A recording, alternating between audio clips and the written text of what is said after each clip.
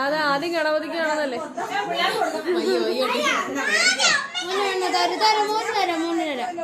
വെല്ലാച്ചി ഇവിടെ കൊടുക്ക്. അങ്ങോട്ട് വിട്.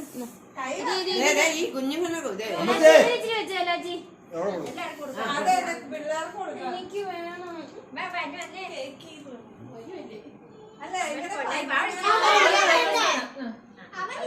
പിന്നെ കണ്ടിച്ചാ കൊടുക്കാം. എല്ലാവർക്കും കൊടുക്ക്. ഒരു പ്ലേറ്റിൽ എടുത്തില്ല.